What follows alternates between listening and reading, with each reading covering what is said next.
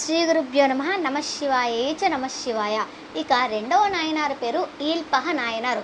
ఈయన యొక్క చరిత్ర తెలుసుకునే ముందు మనం ఇంకొక చరిత్ర విందాం. ఎందుకనేసి అంటే ఈయనకి మహాభారతం అంటే చాలా ఇష్టం. మహాభారతంలో ఆనుశాసనిక పర్వంలో సుదర్శనుడి యొక్క చరిత్ర అంటే బోల్డంత ప్రీతి అనమాట.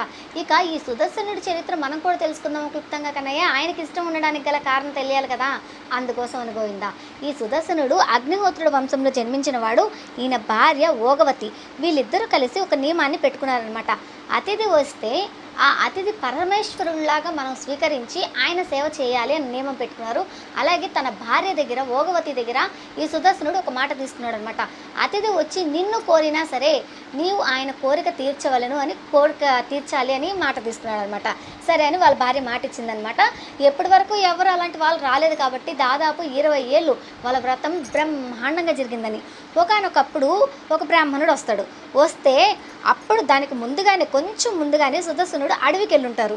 ఆయన అడవికి వెళ్ళగానే ఈ బ్రాహ్మణుడు వస్తే ఈమె అతిథి సేవ చేయడానికి ఆయనకు అర్ఘ్యపాద్యాలు ఇచ్చేసి చక్కగా కూర్చోబెట్టేసి మీ ఆకలి తీరుస్తాను అనగానే ఆయన అన్నంతో నా ఆకలి తీరదు, నీతోనే నా ఆకలి తీరుతుంది అనగానే అప్పుడు ఒక క్షణం ఆలోచించి నేను ఒక పతివ్రత స్త్రీని, నన్ను మీరు ఇలా అడగొచ్చా అనేసని అంటుంది. వెంటనే ఆయన ఏమంటాడు, సరే అయితే నేను ఈ అన్నం తిన్ను, నేను వెళ్ళిపోతాను అనేసి అంటాడు. అలా వెళ్ళకండి, సరే అయితే తన భర్తకి ఇచ్చిన మాట గుర్తు చేసుకొని అలాగే రండి అని చెప్పేసి ఆమె సిగ్గుతోటి బిడియంతో ఒప్పుకుంటుంది అనమాట. అలా వాళ్ళిద్దరూ గదిలోకి వెళ్ళగానే వెంటనే ఈ సుదర్శనుడు వస్తాడు, తలుపు తడతాడు, ఓగవతి అనేసి. అప్పుడు ఆమె ఏమంటుంది, అతిథి సేవ చేస్తున్నాను అంటుంది. అప్పుడు ఆయన చాలా సంతోషపడిపోయి, అతిథి సేవ చేస్తున్నావా, సంతోషంగా చేసి ఆయన తృప్తిపరిచిన తర్వాత బయటికి రా, నేను ఇక్కడే ఉంటాను, నువ్వే కంగారు పడబాక అనేసి అంటాడు. వెంటనే ఆ తలుపులు 2 టవేలను తెరుచుకుంటాయి.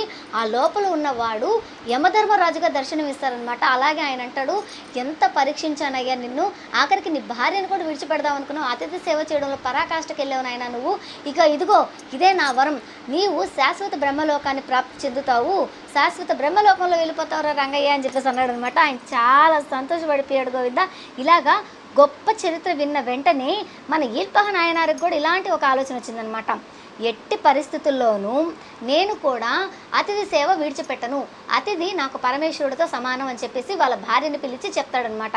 అతిథి నిన్ను అడిగినా సరే నువ్వు వెళ్ళాలి అనేసి మాట తీసుకుంటాడు. అలాగే అనేసి అంటాడనమాట. కొన్నాళ్ళు అలా జరిగిన తర్వాత ఓనాడు ఒక ఒటువు రూపం, ఓనాడు ఒక బుల్లి బొజ్జేసుకొని చక్కటి పిలకేసుకొని ఒక అందమైన బ్రాహ్మణుడు వాళ్ళ ఇంటికి వస్తాడు.